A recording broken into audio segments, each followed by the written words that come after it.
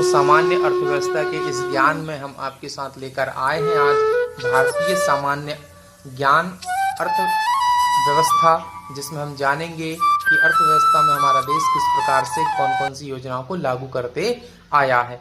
देखिए दोस्तों, भारतीय रिजर्व बैंक केंद्र एवं राज्य सरकार को ऋण प्रदान करती है 90 दिन का। कितने दिन का देती है? 90 दिन का। भारतीय बैंकों का सर्वाधिक शाखाएं हैं यूनाइटेड किंगडम में। भारतीय जो बैंक है इसकी शाखाएं कहाँ पे है दोस्तों? यूनाइटेड किंगडम में है। प्रीपेड कार्ड जारी करने वाला कौन सा कार्ड? प्रीपेड कार्ड जारी करने वाला पहला वाणिज्यिक bank oriental bank of commerce है। निजी क्षेत्र से पूंजी उगाहने वाला पहला राष्ट्रीयकृत bank oriental bank of commerce है। नरसिंहम समिति संबंधित है बैंकिंग सुधार से। गोईपोरिया समिति संबंधित है बैंक में ग्राहक सेवा सुधार में। बैंक से ग्राहक सेवा सुधार में। आगे देखें दोस्तों, देश का पहला मोबाइल बैंक है। देश का कौन सा दोस्तों? देश का पहला मोबाइल बैंक है लक्ष्मी वाहिनी बैंक, मध्य प्रदेश में खोला गया।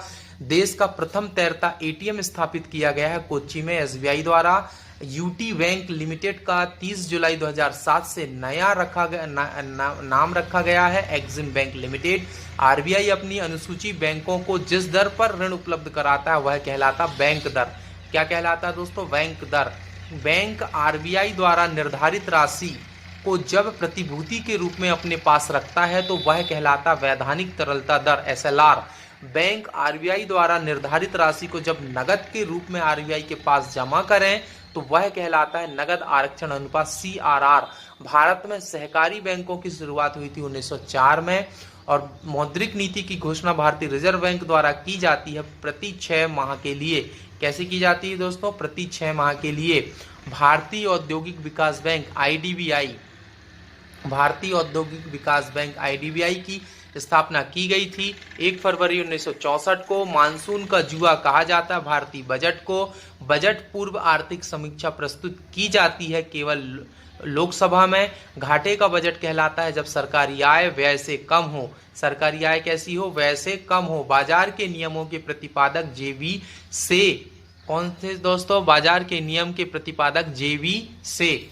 सरकारिया आयोग का गठन किया गया था 1983 में संसद के द्वारा। सरकारिया आयोग कब गठन किया गया था? 1983 को संसद के द्वारा। अर्थशास्त्र में निवेश का अर्थ शेयरों की खरीद।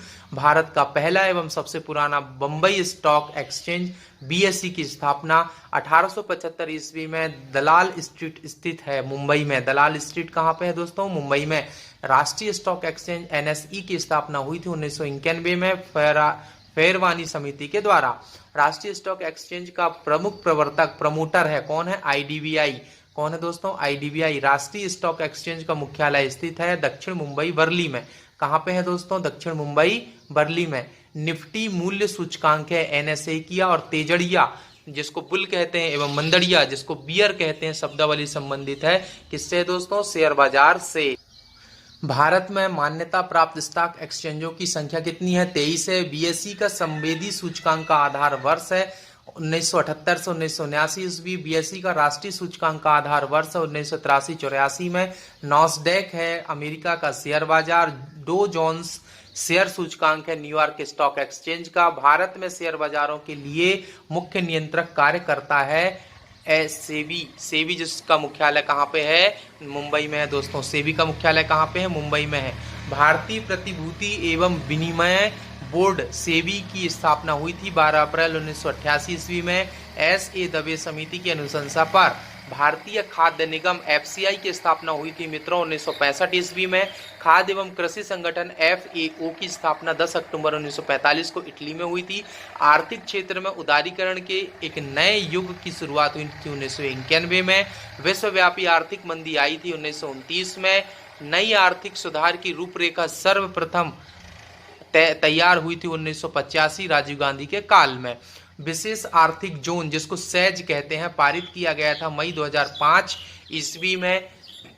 मीरा सेठ समिति संबंधित है हथकरघा से। सत्यम समिति संबंधित है वस्त्र नीति से। भारतीय लघु उद्योग विकास बैंक एसआईडीबीआई की स्थापना हुई थी अक्टूबर 1990 में।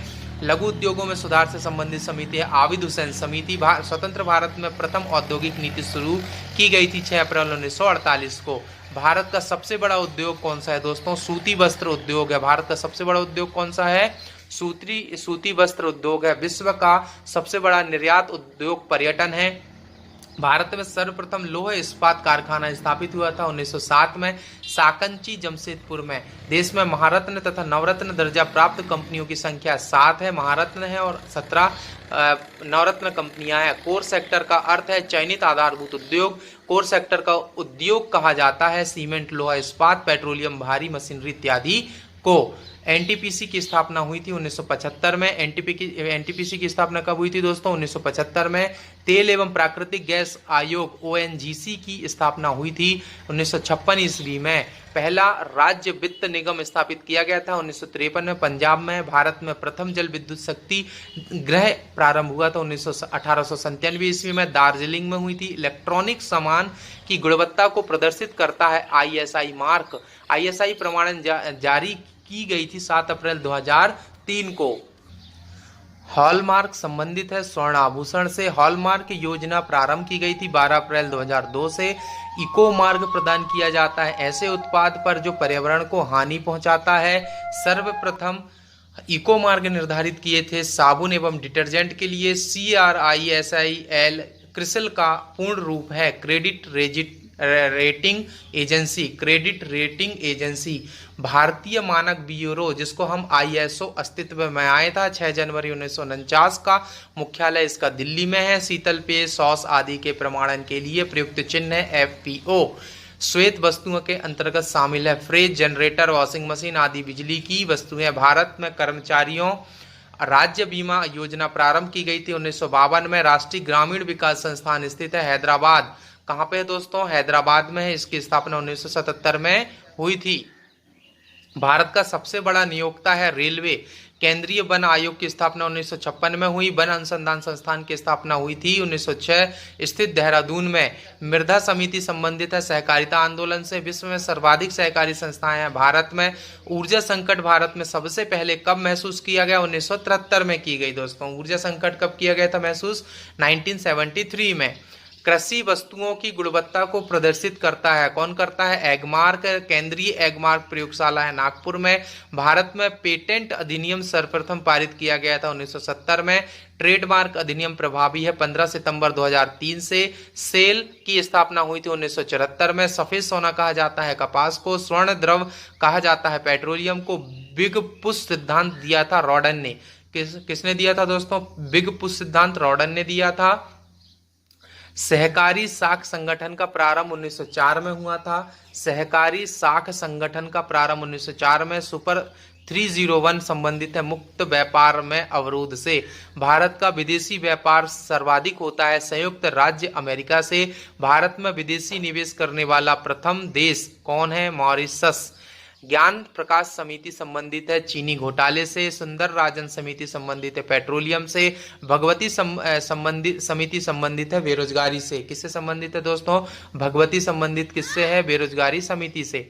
और हजारी समिति संबंधित है औद्योगिक नीति से। तो दोस्तों सामान्य अर्थशास्त्र की भाग 4 में आज हमने यहीं तक जाना। तो दोस्तों सामान्य अर्थशास्त्र आपको कैसे लगा?